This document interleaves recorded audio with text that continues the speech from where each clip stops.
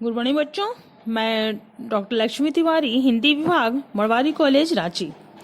बच्चों, मैंने पिछली क्लासेस में आप लोगों को देवसेना का गीत पढ़ा रही थी। उसका 2 पैराग्राफ हो चुका था और आज उसी का तीसरा पैराग्राफ आज मैं पढ़ाऊंगी। तो देवसेना का गीत, जो कि जयशंकर प्रसाद का ऐतिहासिक नाटक स्कंदगुप्त से लिया गया है। तीसरा पैराग्राफ है बच्चों, पंक्तियां की लाइन देखें। चढ़कर मेरे जीवन रथ पर प्रलय चल रहा अपने पद पर, मैंने निज दुर्बल पद बल पर उससे हारी होड़ लगाई। लौटा लो यह अपनी थाती, मेरी करुणा हाहा खाती। विश्व न संभालेगी यह मुझसे, इससे मन की लाज गंवाई। इन पंक्तियों में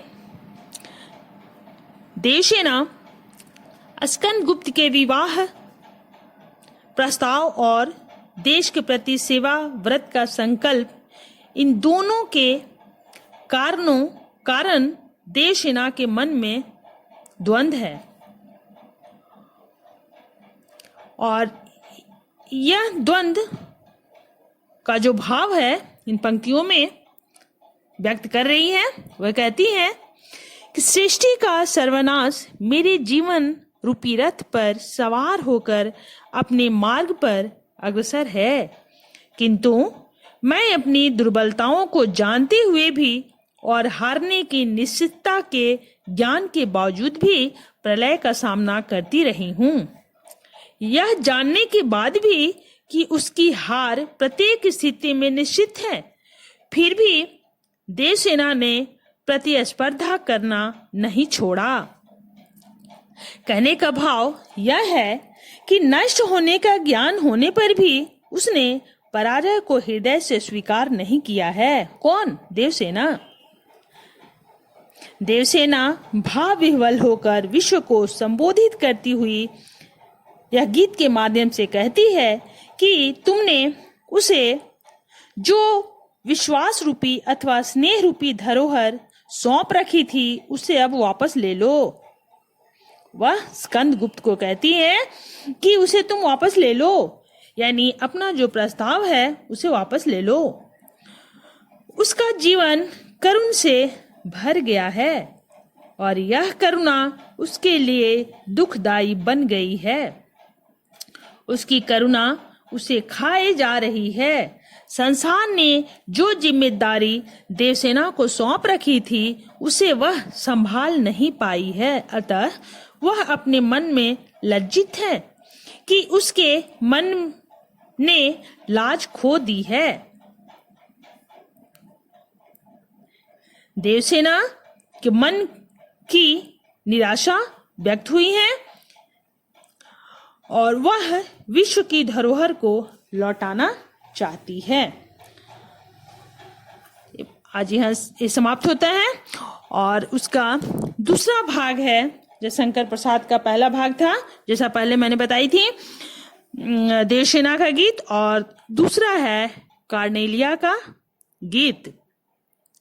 यह गीत यानी कार्नेलिया का गीत जयशंकर प्रसाद द्वारा ही रचित है और ये चंद्रगुप्त नाटक से लिया गया है। कार्नेलिया है कौन? कार्नेलिया है सिकंदर के सेनापति सिल्यूकस की बेटी। वह ग्रीक शिविर के पास वृक्ष के नीचे बैठी हुई है, सिंधु के मनोहर तट को निहारती हुई अपने हृदय में प्रसन्नता का अनुभव कर रही है। यानी कार्नेलिया जो है, यह जो गीत गाई है उसमें क्या है और क्या कहना चाह रही है, अपने भाव को इस गीत के माध्यम से उभार रही है। वह भारतीय संगीत का पाठ को याद करती है और यह गीत गाती है। इस गीत में भारत की महत्ता को वर्णन करती है। कार्नेलिया इस गीत के माध्यम से जो भारत की महत्ता का वर्णन करती है, वह कहती है कि भारत एक सुंदर देश है। यहाँ का प्रातः काल बड़ा सुहावना होता है। वृक्षों की चोटियों पर स्वर्णमयी आभा यानी चमक फैली रहती है। यहाँ विदेशियों का भी आश्रय मिल जाता है। कहने का तात्पर्य यह है कि कार्नेलिया जो है सो भारत का वर्णन करती है कि यहाँ की महत्ता क्या है, यहाँ का विशेष क्या है। भारत की महत्व की प्रशंसा करती है इस गीत के माध्यम से। गीत की पंक्तियां हैं, अरुणय यह मधुमय देश हमारा, जहां पहुंच अनजान क्षितिज को मिलता एक सहारा।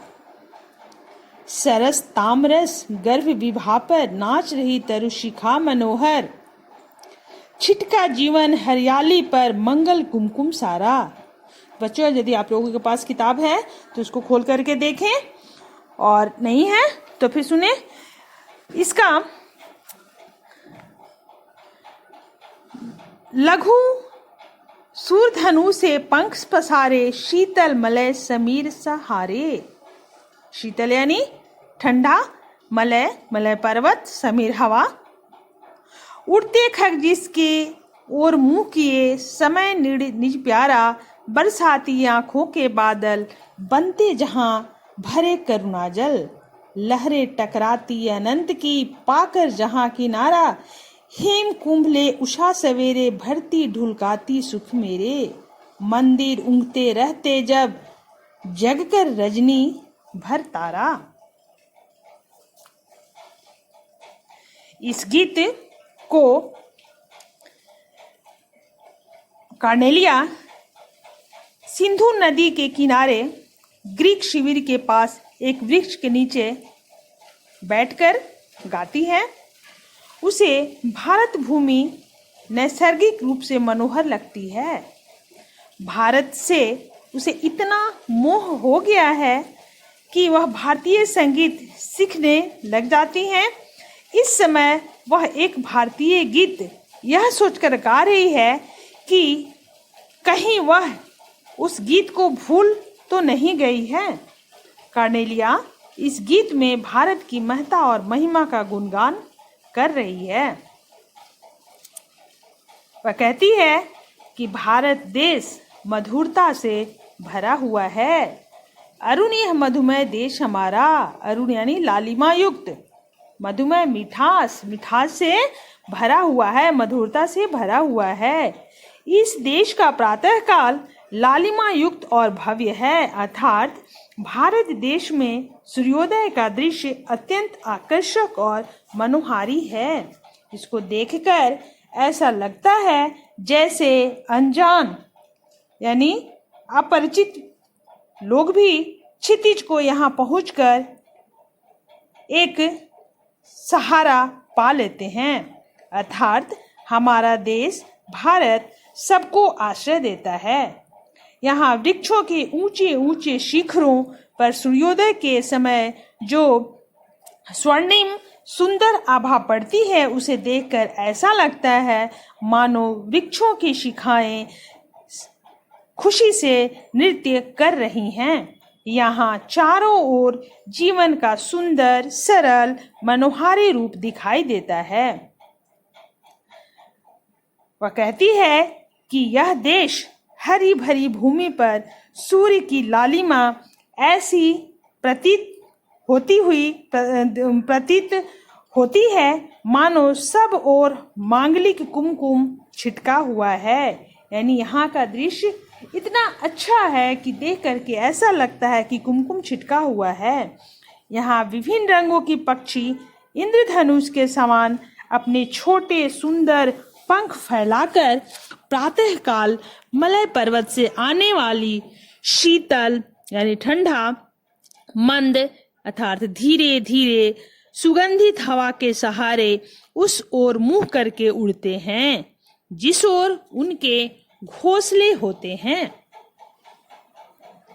अर्थात यहाँ पर पक्षियों तक को भी शांति प्राप्त होती है, इसलिए वे इसे अपना घर मानकर इसकी ओर मुंह करके उड़ते रहते हैं। कार्नेलिया कहती है कि इस देश के निवासी इतने करुणा से भरे हुए हैं कि दूसरों के संकट में यानी दूसरे के संकट को देखकर उनकी आंखों में आंसुओं की धारा वर्षा ऋतु की जलधारा की तरह बहने लगती है। यानी करुणा से भरे हुए हैं। अनंत सागर की लहरें भारत के किनारों से टकराकर शांत हो जाती है, मानो उन्हें यहाँ विश्राम मिलता हो। जब प्रातःकाल होता है तब उषा का आगमन होता है, तो ऐसा लगता है मानो वह अपने स्वर्णिम घड़े से सबके लिए सुख बिखेर रही हों। कहने का तात्पर्य यह है कि इस देश का प्रातःकाल अत्यंत सुंदर और सुखदायक होता है। नीले आकाश में बिखरे तारों को देखकर ऐसा लगता है जैसे इन्होंने मदिरा पी हो और अब ये उस मदिरा की खुमारी में हैं। यहाँ कवि जयशंकर प्रसाद ने कार्नेलिया द्वारा, जो कि एक विदेशी युवती है, भारत की गौरव गाथा तथा प्राकृतिक सौंदर्य का गुणगान कराकर राष्ट्रीयता का परिचय दिया है। कार्नेलिया के भारत प्रेम और उसकी भाव संपन्नता का पता चलता है।